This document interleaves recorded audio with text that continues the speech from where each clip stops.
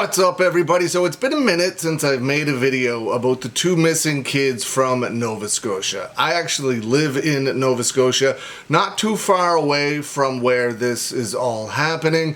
And the reason why I haven't made a video about it in a while is because there's been absolutely no information coming out about this case. It's been months since any real information has come out. The children went missing back in the beginning of May 2025. It is now October 16th, 2025, and there is still nothing as to what happened to Lilly and Jack Sullivan. Now, a couple of days ago, the children's grandmother came out and said some things, and we're going to go over what she said. The article is linked in the description below if you want to go have a view for yourself. The grandmother of the missing Nova Scotia children says RCMP should share more information on the case. The grandmother of two missing Nova Scotia children says she's disappointed by how little information about their case has been shared by the RCMP, saying more transparency could lead to better quality tips from the public. 6-year-old Lilly and 4-year-old Jack Sullivan were reported missing on May 2nd from their home in Lansdowne Station, Nova Scotia.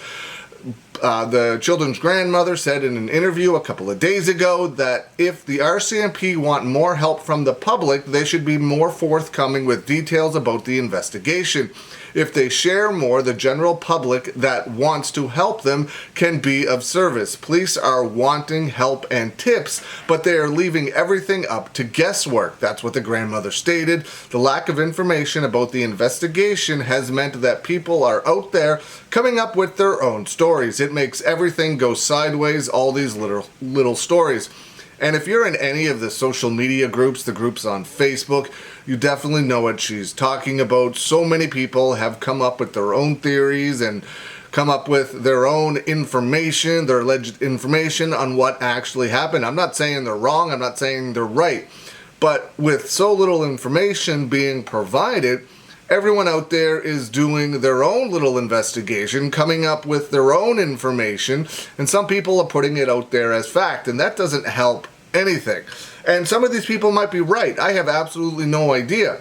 But if the people with the actual information would just give a little bit more to the people, perhaps, like the grandmother said, they could get more accurate tips. The grandmother said she has felt let down and confused by redaction in case documents released by the Crown and police to the Canadian press and other media outlets.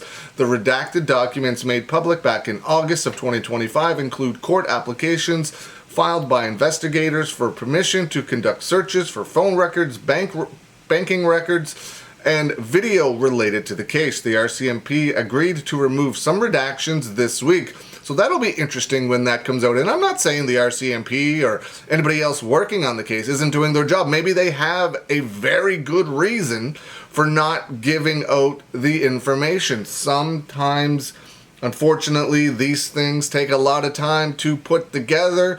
And maybe in this case, they feel if they release too much information, it could damage the case. And then they wouldn't be able to do whatever it is that they're trying to do. Make the arrests or make the final determination on what happened to Lilly and Jack Sullivan. It could be anything, right? When asked why some redactions were removed while others remain in the documents, a spokesperson with the RCMP said those decisions lie with the judge. Any question in this regard are best directed to the Nova Scotia courts. However, David Coles, a lawyer representing the Canadian press and other media outlets, said that ultimately it's the RCMP, in conjunction with the Crown Attorney, who decide what should be released or withheld. So the RCMP is saying talk to the courts, and the lawyer is saying you have to talk to the RCMP. I mean, it's...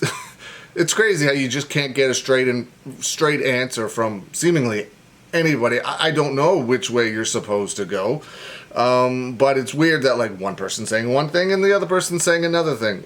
Who's right? Who's wrong? The judge still retains authority, but my understanding was that the police and the Crown decided together that this was material that could be now released. He said he is waiting for a written summary from the Crown explaining the reasons behind the redactions. The grandmother, meanwhile, said police have told her they are limiting the information they share to preserve the integrity of the investigation.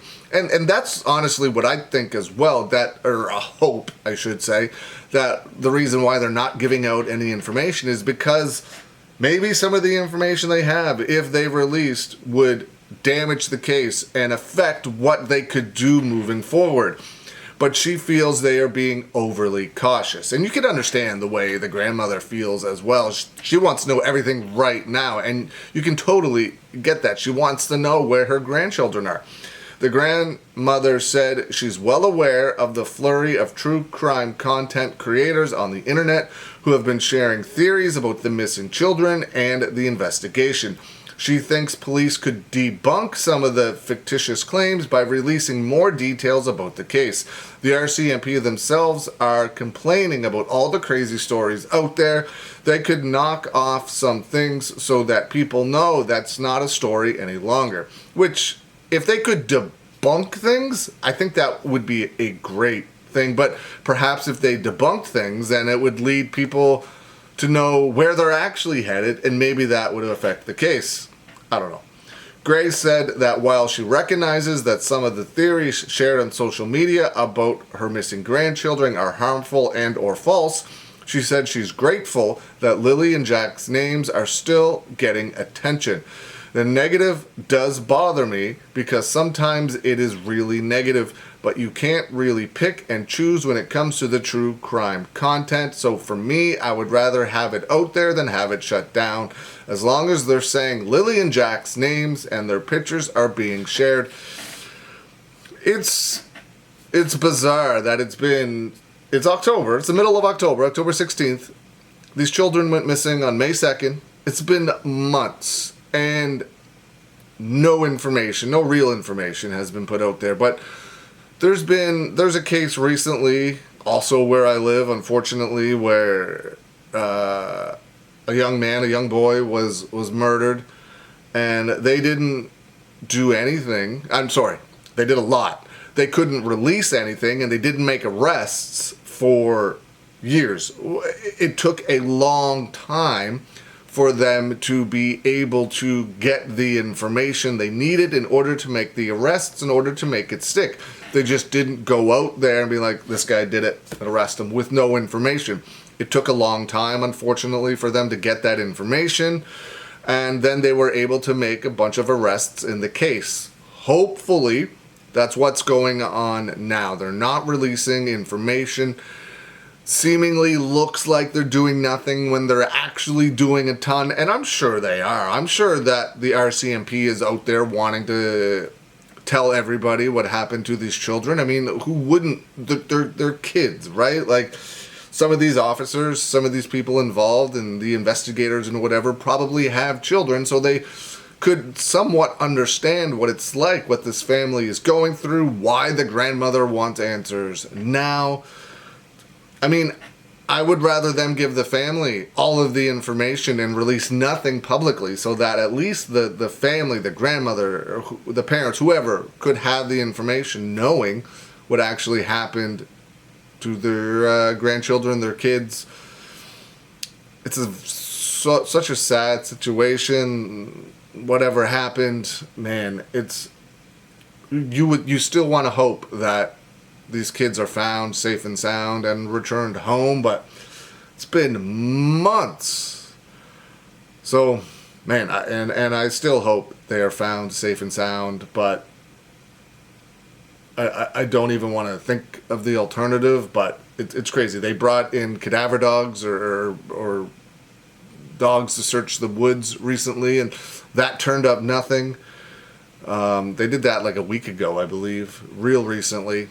So, hopefully, they're able to figure out what happened to Lilly and Jack Sullivan real soon and let the family know and let everybody know what actually happened. What do you think happened? Let me know. Leave some comments below. I hope you're having a good day, and I will see you again soon.